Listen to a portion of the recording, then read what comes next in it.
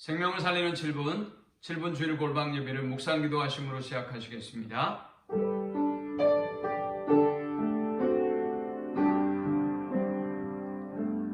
하나님, 이 시간 잠잠히 우리가 하나님 앞에 예배할 수 있는 은혜 주셔서 감사합니다.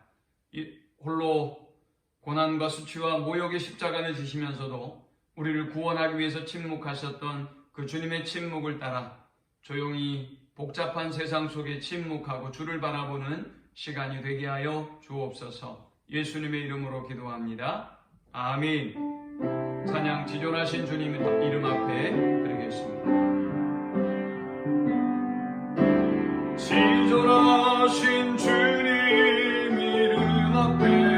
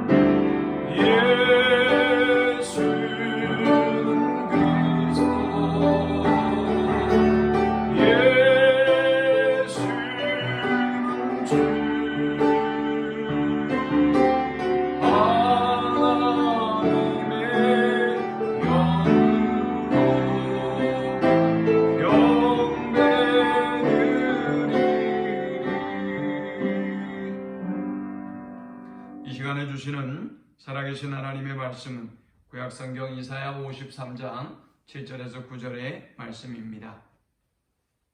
그가 곤욕을 당하여 괴로울 때에도 그의 입을 열지 아니하였으며 마치 도수장으로 끌려가는 어린 양과 털 깎는 자 앞에 잠잠한 양같이 그의 입을 열지 아니하였도다. 그는 곤욕과 신문을 당하고 끌려갔으나 그 세대 중에 누가 생각하기를 그가 살아있는 자들의 땅에서 끊어짐은 마땅히 형벌받을 내 백성의 허물 때문이라 했으리요. 그는 강포를 행하지 아니하였고 그의 입에 거짓이 없었으나 그의 무덤이 악인들과 함께 있었으며 그가 죽은 후에 부자와 함께 있었도다. 아멘. 얼마 전 아주 감동 깊은 영화를 본 적이 있습니다. 최민식 씨가 주연했던 침묵이라고 하는 영화였습니다. 이 영화에서 최민식은 자신의 연인이자 유명한 가수인 이한이가 갑자기 죽음으로 발견되었고 유력한 용의자로 자기 딸이 주목을 받게 됩니다. 이 상황을 바라보고 있던 최민식은 자기 딸의 모든 죄를 담당하고 자기가 이 사건을 책임지기로 합니다. 그는 의식을 잃어버렸던 딸을 위해서 이 모든 죄를 짊어지는 방법을 간구하는데 그는 태국의 세트장을 만들고 그리고 이한이의 주차장 그 모든 환경을 완벽하게 재현해 놓습니다. 그리고 이한이와 닮은 여인을 최민식이 차로 치어서 죽이는 광경을 CCTV에 담아 놓습니다. 재판에 유력한 증거로 채택되었던 이 CCTV의 광경을 보고 모든 사람들은 경악합니다. 그리고 결국은 최민식은 감옥에 갇히고 딸의 모든 죄를 대신 짊어지게 되었습니다. 세상의 모든 지탄과 세상의 모든 손가락질을 한 몸에 받아야만 했습니다. 나중에 딸을 변호했던 변호사와 그리고 딸이 태국의 세트장을 다녀오게 되었습니다. 그들은 깜짝 놀라지 아니할 수가 없었습니다. 돌아와서 최민식에게 아빠가 아니었잖아 라고 말합니다. 아빠는 이 딸을 보면서 네가 많이 취했구나, 이상한 소리를 하는 걸 보니 라고 이 딸을 얼른 돌려보냅니다. 딸에게 마지막으로 아빠는 이야기합니다. 보고 싶을 거야, 자주 와 라고 이 딸을 그냥 돌려보냅니다. 참 가슴 아픈 이야기고 감동적인 이야기입니다. 이 딸의 모든 죄를 짊어지기 위해서 아버지는 침묵으로 일관했던 것입니다. 사람들은 자신에게 조금만 불편한 일이 생겨도 아우성을 칩니다. 우리나라의 청와대 청원은 우리나라 사람들이 얼마나 자기 목소리를 내기를 좋아하는지, 또 얼마나 억울하고 조금만 불편한 일이 있으면 참지 못하는지를 잘 보여주는 증거라고 할 수 있을 것입니다. 저는 고난주간을 시작하면서 우리 주님의 침묵을 생각해 보았습니다. 주님은 우리의 모든 죄를 짊어지시고 우리를 구원하기 위해서 침묵의 길을 가셨습니다. 주님은 왜 그토록 침묵하셔야만 했을까요? 저는 예수님의 침묵에 대해서 세 가지로 생각해 보았습니다. 먼저 주님의 침묵은 믿음이었습니다. 다윗은 시편 62편 1절에서 나의 영혼이 잠잠히 하나님만 바라며 나의 구원이 그에게서 나오는도다. 오직 저만 나의 반석이시여 나의 구원이시여 나의 산성이시니 내가 크게 요동치 아니하리로다 라고 했습니다. 다윗은 숱한 위기 어려움 가운데서도 하나님을 바라봤습니다. 하나님의 구원을 바라봤습니다. 그래서 그는 잠잠히 침묵하고 모든 사람들 앞에서 그 고난과 어려움을 감당해낼 수 있었던 것입니다. 이스라엘 백성과 모세의 차이점이 무엇일까요? 아우성치는 사람들 속에서 모세는 이렇게 말했습니다. 너희는 가만히 있어서 너희에게 행하시는 하나님의 구원을 보라. 이것이 침묵의 영성입니다. 이것이 예수님의 영성입니다. 침묵은 하나님 앞에 순종하는 사람들만이 할 수 있는 최고의 영성입니다. 침묵은 하나님을 절대적으로 신뢰하는 사람이 가질 수 있는 최고의 영성인 것입니다.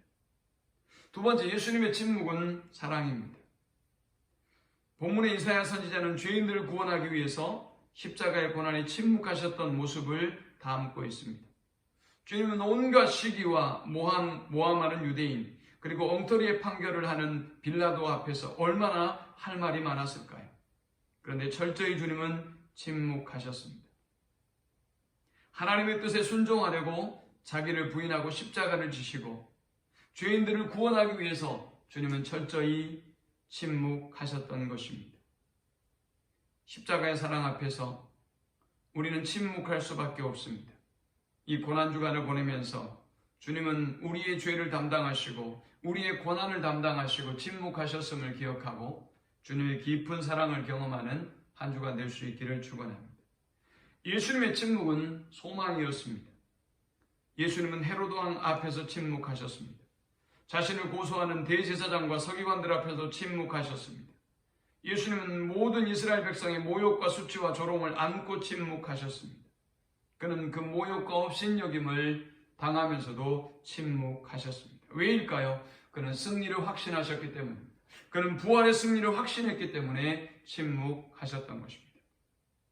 예수님처럼 믿음으로 침묵하고 예수님처럼 사랑으로 침묵하고 예수님처럼 소망 속에 침묵하는 우리 모두가 되시기를 축원합니다. 주님, 소란한 세상 속에서 주의 십자가를 바라보게 해주십시오. 주님의 침묵을 통해 믿음의 확신을 갖고 그 사랑의 깊이를 깨닫고 소망 속에 승리케 하옵소서. 예수님의 이름으로 기도합니다. 아멘. 주 예수 그리스도의 은혜와 성부 하나님의 크신 사랑과 성령의 인도하심과 교통하심과 축복하심, 십자가의 고통 속에도 침묵하셨던 주님의 그 침묵을 통해 주님의 큰 사랑을 경험하고 침묵으로 세상을 품고 사랑하기를 결단하며 성전을 떠나는 모든 성도들의 머리 위에, 저들의 가정과 생업의 현장 위에 이제부터 영원토록 함께 있을지어다. 아멘.